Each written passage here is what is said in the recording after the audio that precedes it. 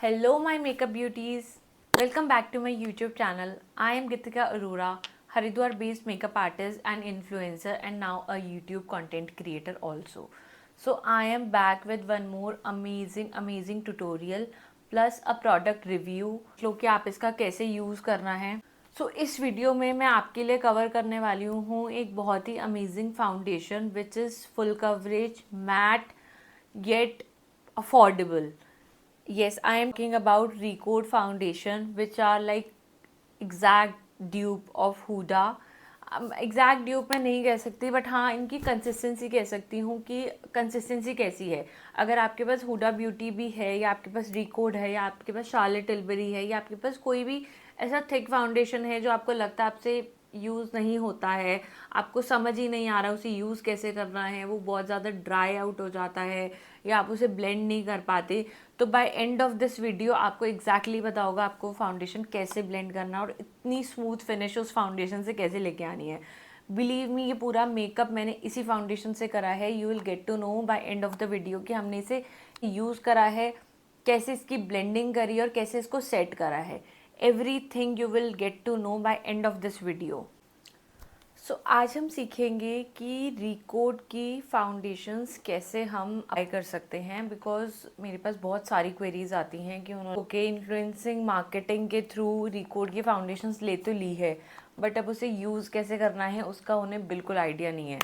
Code Hooda beauty का dupe कहा जाता है. आई डोंट नो ड्यूब है या नहीं है, बिकॉज मेरे पास जो इतनी थिक कंसिस्टेंसी का हाई एंड प्रोडक्ट है दैट इज़ शार्लेट टिल्बरी, तो मैं वो यूज़ करती हूँ. शार्लेट टिल्बरी ये और हुडा ब्यूटी, हुडा का जो ऐसे वाली बॉटल आती है, तीनों ही सेम कंसिस्टेंसी के हैं. मैंने यूज़ करा है हुडा ब्रांड से. आप सारे तो नहीं ले सकते, आप हर ब्रांड, कुछ ब्रांड जो आपको अच्छे लगते हैं आप उसमें से चूज़ कर सकते हो.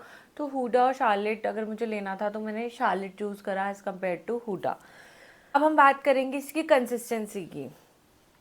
मेरा ये बिल्कुल बेयर स्किन है, मैंने कुछ यूज़ नहीं करा. I have just washed my face. इसके अलावा मेरे फेस पे कुछ भी नहीं है, नो मॉइस्चराइज़र. जब हम इतना थिक फाउंडेशन यूज़ करते हैं ना, मैं आपको इसकी कंसिस्टेंसी दिखाऊंगी. हमें अपना स्किन प्रेप बहुत सॉलिड रखना पड़ता है. मतलब कि मैं इतना मॉइस्चराइज़र नहीं लगाती हूँ, मैं बहुत कम क्वांटिटी में मॉइस्चराइज़र लेती हूँ. बट जब मुझे पता है मुझे इतना थिक फाउंडेशन यूज़ करना है, अगर मैं उसे ड्राई स्किन पे लगाऊंगी, जो हम बहुत बड़ी गलती करते हैं कि हम बहुत अच्छे से मॉइस्चराइज़ नहीं करते अपनी स्किन को, ड्राई स्किन पे ही हम उसे अप्लाई कर लेते हैं, जिसकी वजह से चिपैची सा होता रहता है और वो अच्छे से ब्लेंड नहीं होता. This is how you are going to apply moisturiser. बहुत अच्छे से आपको अपना स्किन प्रेप करना है. बिल्कुल भी स्किन प्रेप में लापरवाही नहीं करनी, नहीं तो आपका बेस क्रैक हो जाएगा, क्योंकि ये बहुत ज़्यादा ड्राई फाउंडेशन है. अब ये फाउंडेशन यूज़ कौन से वेदर में करना चाहिए? करने को तो आप इसे विंटर्स में भी कर सकते हो, समर्स में भी कर सकते हो, बट अगर आप मुझसे मेरी पर्सनल प्रेफरेंस पूछोगे, मैं इसे सिर्फ और सिर्फ समर्स में यूज़ करती हूँ. मैं इसे विंटर्स में यूज़ नहीं करती. क्यों? क्योंकि हमारी स्किन ऑलरेडी बहुत ड्राई होती है और ये फाउंडेशन और ड्राई है, तो इतनी ज़्यादा ड्राइनेस हम लोग कैरी नहीं कर पाते विंटर्स में.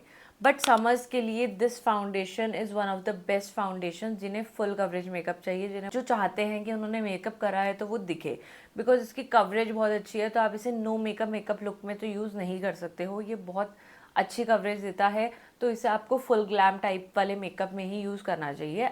मेरे पास इसके 2 शेड्स हैं. एक इसका डार्क वाला है, एक लाइटर शेड है. इसका शेड नंबर है भारत और इसका शेड नेम है कैलकटा. मैं आपको बताती हूँ कि इनके शेड्स दिखते कैसे हैं. अगर मैं भारत वाला लेती हूँ शेड, तो ये मैंने शेड लिया और मैंने यहाँ अप्लाई करा. सी कितना ज़्यादा ये मेरी स्किन से आई थिंक 3 या 4 शेड लाइटर है. और अगर मैंने इसका शेड लिया है, ये दूसरा वाला जो हमने लिया है, दैट इज़ कैलकटा, ये लिया और मैं इसे यहाँ स्वॉच कर रही हूँ. इस वीडियो में अब आप मिक्सिंग भी सीखेंगे कि आप कैसे 2 फाउंडेशन मिक्स करके आप अपना परफेक्ट शेड बना सकते हैं. अब जो ये ल्यूमिनस वाला, अब मैंने ये 2 डिफरेंट क्यों लिए हैं, क्योंकि I am a professional makeup artist, तो मैं मिक्स एंड मैच करके चीज़ें बैलेंस कर लेती हूँ. और मुझे इन दोनों प्रोडक्ट को मिक्स करके जो इसकी कंसिस्टेंसी आती है ना, मुझे वो पर्सनली बहुत पसंद है. अब मैं ये क्यों कह रही हूँ, अब आप देखिए, ये जो ल्यूमिनस वाला फाउंडेशन था, ये वाला थोड़ा सा पतला फाउंडेशन है, तो इसको अगर मैं ऐसे फिंगर से ब्लेंड कर रही हूँ तो थोड़ी सी स्किन मेरी नीचे दिख रही है, बट ये जो मैट वाला है दिस इज़ वेरी थिक। ये देखो, ये ब्लेंड भी कर रही हूँ ना तो बहुत अच्छे से ब्लेंड नहीं हो रहा, बट ये चलो हो गया ब्लेंड। तो अगर मैं इन दोनों कंसिस्टेंसी को मिक्स कर देती हूँ तो एक ये बहुत प्यारा फॉर्मूला बन जाता है जो बहुत इजीली ब्लेंडेबल है और जो बहुत ज़्यादा मैट भी नहीं लगता और बहुत ज़्यादा ड्राई भी नहीं लगता। कलर करेक्शन कर लेते हैं वरना हमारा फाउंडेशन ग्रे लगेगा। तो मैं यूज़ कर रही हूँ ये पीएससी की पैलेट में से 2 शेड्स और मतलब ये वाला शेड और ऑरेंज करेक्टर, और मैं दोनों मिक्स करके अपना कलर करेक्शन शेड बना रही हूँ ताकि मुझे 2 बार मिक्सिंग ना करनी पड़े, मतलब ऑरेंज अलग से उसके बाद न्यूट्रलाइजिंग अलग से ना करनी पड़े। तो मैं दोनों को एक साथ ही लेके ब्रश पे ब्लेंड कर रही हूँ लाइक दिस। इसी को मैं आईज के ऊपर हल्का हल्का लेके जा रही हूँ ताकि हमारा आई बेस भी थोड़ा सा रेडी हो जाए। क्योंकि मुझे पता है मैं बहुत ज़्यादा थिक फाउंडेशन यूज़ कर रही हूँ तो मेरी थोड़ी बहुत पिगमेंटेशन जो है वो उस फाउंडेशन से कवर हो जाएगी, बहुत ज़्यादा ग्रेनेस नहीं दिखेगी। तो मैं कलर करेक्शन बहुत ज़्यादा इंटेंस नहीं कर रही हूँ, I am doing very light colour correction. Forehead पे थोड़ी सी टैनिंग है वो हाइड करी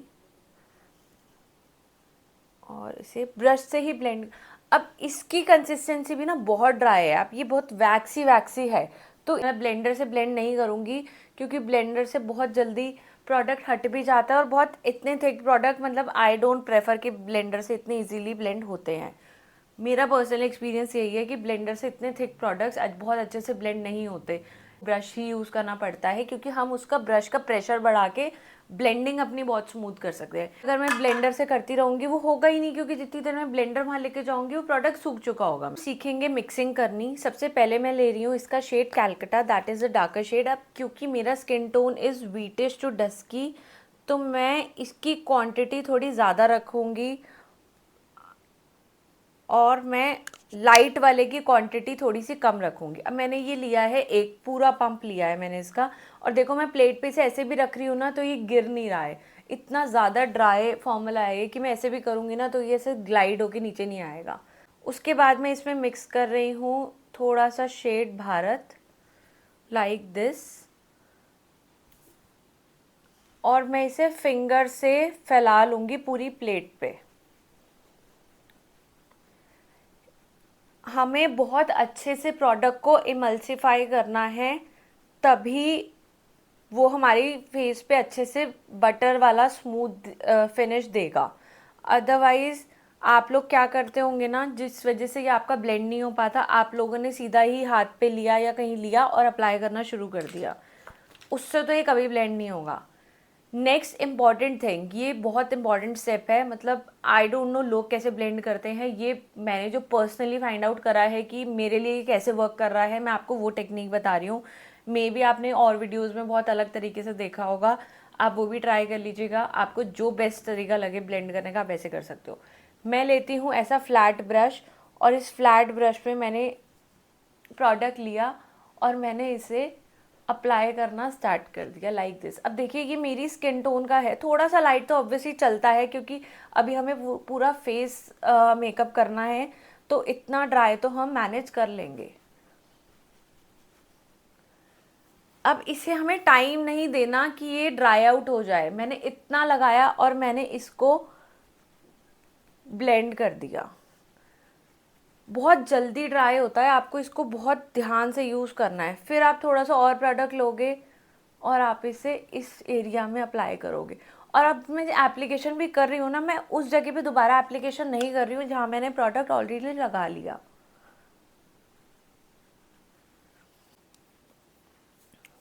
और प्रोडक्ट लेंगे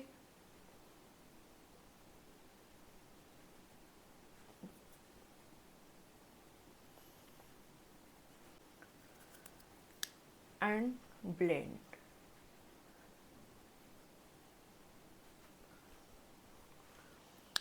मैं हमेशा सिर्फ ये 2 ब्रशेस यूज़ करती हूँ to blend this consistency of foundation. अभी तक ना मैंने कोई ब्रश ब्लेंडर यूज़ करा है ना और कोई ब्रश यूज़ करा है। ये लिया एंड देन दिस। अब आप देखिए मेरा ऑरेंज जो पॉप आउट हो रहा था वो भी इससे कितने अच्छे से कवर हो रहा है, क्योंकि इसकी कंसिस्टेंसी बहुत ज़्यादा थिक है। ये लिया, अप्लाई एंड ब्लेंड। जहाँ आपको लगे आपके ब्रश में प्रोडक्ट ख़त्म हो गया है, आप उसे वहीं छोड़ के ब्लेंडिंग अपनी स्टार्ट कर देंगे। क्योंकि अगर आप पूरे फेस पे इसे, अब मैं आपको बताती हूँ, पूरे फेस पे अगर मैं इसे ऐसे ऐसे अप्लाई अप्लाई अप्लाई करके और मैं इसे ऊपर चली जाऊँगी यहाँ अप्लाई करने, उतनी देर में मेरा यहाँ से प्रोडक्ट सूख जाएगा और वो पैची हो जाएगा और वो ब्लेंड नहीं होगा। तो इसीलिए हमें वो गलती नहीं करनी है। ये बहुत बड़ी गलती करते हैं हम ऐसे थिक फाउंडेशन की कंसिस्टेंसी के साथ कि हम उसे पूरे फेस पे अप्लाई करके छोड़ देते हैं और फिर सोचते हैं हम ब्लेंड कर लेंगे। ये गलती आपको नहीं करनी है बिल्कुल भी। यहाँ लिया ऐसे। अब देखिए, जो लेफ्ट आउट प्रोडक्ट है वो मैं यहाँ अप्लाई कर रही हूँ जहाँ मेरा रह गया था थोड़ा सा कवरेज। अंडर आइज़ पे मैं नहीं जा रही हूँ, इतना थिक फाउंडेशन आप अंडर आइज़ तक नहीं लेके जाएंगे। अंडर आइज़ एरिया हमारा ऑलरेडी बहुत ड्राई होता है उसके। और इस प्रोडक्ट को अगर आपको डैबिंग मोशन में ब्लेंड नहीं हो पा रहा है तो आप हल्के हाथ से थोड़ा सा ड्रैग करके भी ब्लेंड करोगे तो ये ब्लेंड हो जाएगा। इनफैक्ट अगर ये कहीं से पैची भी हो रहा होगा ना, जैसे हो सकता है हमने यहाँ प्रोडक्ट लगा लिया, उसके बाद हमने दोबारा जब अप्लाई करा तो हल्का सा यहाँ पे दोबारा लग गया, मतलब एक लेयर पे 2 बारी लग गया, तो हम उसे ऐसे ड्रैग करके ब्लेंड करेंगे तो वो स्मूथ हो जाएगा।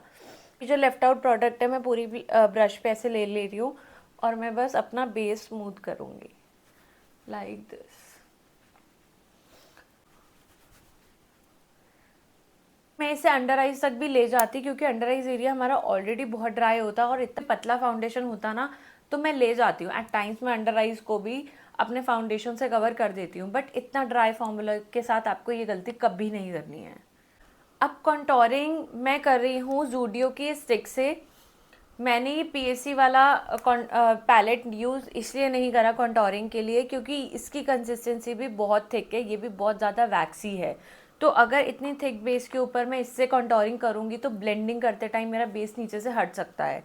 अब जो मुझे प्रोडक्ट यूज़ करने हैं, बहुत क्रीमी प्रोडक्ट यूज़ करने हैं जो मेरे बेस के ऊपर बहुत स्मूथली ब्लेंड हो पाएँ और वो मेरा बेस बिल्कुल ना मूव करें। ज़ूडियो का ये वाला वो ले रही हूँ। ये ना फाउंडेशंस हैं ज़ूडियो के, इसका शेड है टॉफ़ी 06। बहुत प्यारे हैं, अगर आप ये ले लोगे ना तो मतलब आप ब्लेंडिंग में आपका हाथ बहुत स्मूथ हो जाएगा। बट ये आपको यूज़ कैसे करना है, क्योंकि बहुत ज़्यादा क्रीमी प्रोडक्ट है, गर्मियों में तो आप इसे बहुत कम यूज़ करेंगे, बट हाँ इसे कॉन्टोरिंग वगैरह के लिए आप यूज़ कर सकते हैं। ये वाला शेड वैसे भी है कॉन्टोरिंग के लिए, काफ़ी डार्क शेड है ये, लाइक दिस।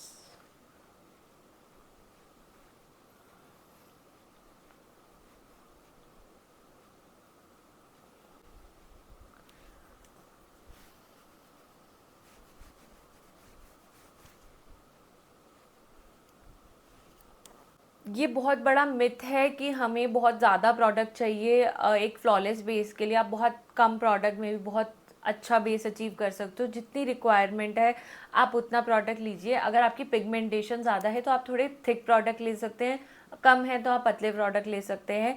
तो बट क्वांटिटी आपको बहुत भर भर के लेने की ज़रूरत नहीं है। ऐसा ना हो आपकी पिगमेंटेशन बहुत ज़्यादा है और आपने फिर भी बहुत पतली कंसिस्टेंसी का फाउंडेशन ले लिया, ऑब्वियसली तब तो आपकी डार्क सर्कल्स या पिगमेंटेशन पॉपअप करेगी ही। तो आपको बहुत ध्यान रखना है। अब मैं यूज़ कर रही हूँ ब्लेंडर। अभी तक मैंने ब्लेंडर यूज़ नहीं करा था, अब ब्लेंडर भी मैं यूज़ कर रही हूँ सब कुछ स्मूथ आउट करने के लिए। कहीं पे भी कुछ हार्शनेस होगी वो इससे स्मूथ हो जाएगी। सो करेंगे हम चीक एरिया से ब्लेंड करना। डैबिंग मोशन में मैं ब्लेंड कर रही हूँ। अंडर आइज पे अभी मैं ब्लेंडिंग नहीं करूँगी, उसमें मैं बस तभी करूँगी जब मुझे पाउडर एप्लीकेशन करनी होगी। ये लिया ब्लश के ऊपर। अब जब हमने ब्लश के ऊपर एक बार ब्लेंडर कर दिया ना, तो चीक्स पे जो मैं ब्लेंड करूँगी वो दूसरी साइड से करूँगी ताकि मेरा ब्लशर चीक्स तक ना आ जाए। फिर हमने कॉन्टोर स्मूथ करा। अब मैं कर रही हूँ अंडर आइज पे ब्लेंडिंग। अब थोड़ा सा जो प्रोडक्ट हमारा इकट्ठा हो गया है वो अभी हम सेटल कर लेंगे पाउडर लगाने से पहले। Ridge from recoat. अब मैं ले रही हूँ वापस से कंसीलर वाला ब्रश और उसे लाइंस को थोड़ा सा स्मूथ कर रही हूँ कि वहाँ पे अगर कोई प्रोडक्ट है जब भी आप अंडर आइज पे काम कर रहे हैं ना, आपको अपना अंडर आइज को ऐसे रख के काम नहीं करना, नहीं तो वहाँ क्रीजेस और दिखेगी। आप ऐसे नीचे देखेंगे, मिरर में देखेंगे एंड उसे ब्लेंड करेंगे एंड नीचे देखते देखते ही आप उस पर पाउडर सेटिंग कर देंगे फटाफट। ये लिया एंड पाउडर एक जगह इकट्ठा नहीं होना चाहिए, उस वजह से भी आपका बेस क्रैक कर सकता है, कहीं पैची हो सकता है। फिर लिया अंडर आइज के बाद अब आप आराम से पूरे फेस पे धीरे धीरे करके ब्लेंडिंग कर सकते हैं।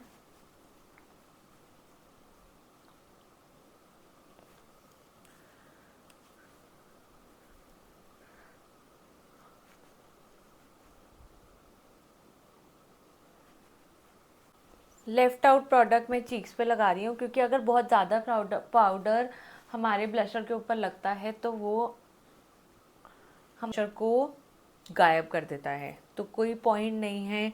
अगर आपने क्रीमी ब्लशर लगाया उसके बाद उस पर पाउडर सेट कर दो और वो गायब हो जाए, इससे अच्छा तो लगाओ ही मत। यूज़ कर रही हूँ पाउडर ब्रॉन्ज़र, फॉरएवर 52 का है ये।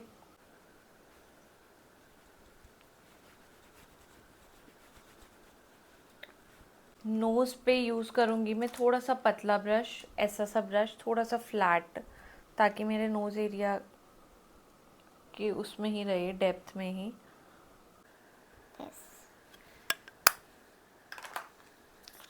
पाउडर ब्रॉन्जिंग करने के बाद मैं यूज़ कर रही हूँ पाउडर ब्लशर।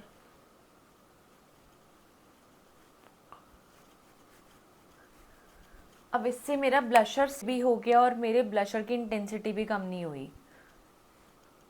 लेफ्ट आउट मैं नोज़ और चिन पे यूज़ कर रही हूँ। This is it.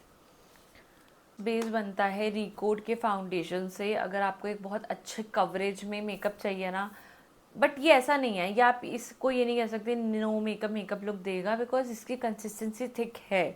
आप इसे बिल्कुल इस एवरीडे यूज़ में यूज़ करोगे तो अब ये दिखेगा लगा हुआ, बिकॉज काफ़ी थिक है, ये मैट फाउंडेशन है ये। सो ऐसे आपको इस फाउंडेशन की ब्लेंडिंग करनी है। I will tell you exactly how to use it. गलत शेड भी आ गया तो भी मैं आपको बता दूंगी कि कैसे यूज़ करना है, कैसे मिक्स एंड मैच करके एवरीथिंग। तो do like share and subscribe my channel.